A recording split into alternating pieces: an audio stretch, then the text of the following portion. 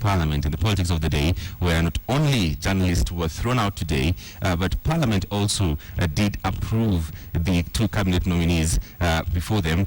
Joined now by our very own reporter who's been holding brief for us in Parliament. That's Aaron Ochieng. Aaron, what happened today in Parliament? Well, Smart, today it was a very interesting day in Parliament. As you know, this is Wednesday, and normally parliamentary proceedings start as early as 9 o'clock. So in the early morning, journalists thronged Parliament to cover the proceedings. But we got a very rude shock, a communication from the clerk of the National Assembly to journalists that we are no longer needed in the precincts of Parliament. And he said this is because Parliament is congested and the room that has been serving as a media center is designated to be used for other purposes. And he said whenever Parliament will be needing coverage from press, they will be communicating with their various media houses so that they can call their journalists to come to Parliament. But the business of going to Parliament without a notification from a Parliamentary Service Commission or the people who are in charge of the press is no longer entertained.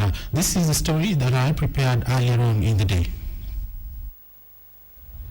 The ultimatum to journalists to vacate Parliament's media centre from Thursday henceforth was communicated to members of the press early Wednesday morning by Clerk of the National Assembly Justin Bundi through Parliament's liaison press officer.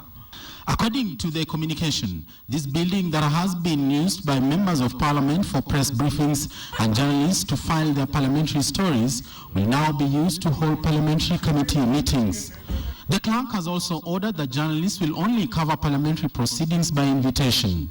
According to sources, the decision to kick out journalists from Parliament was reached during a House committee meeting held on Tuesday.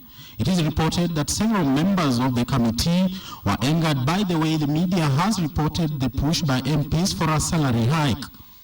Parliamentary sources confirmed that some members of the committee wanted a total ban of journalists from Parliament.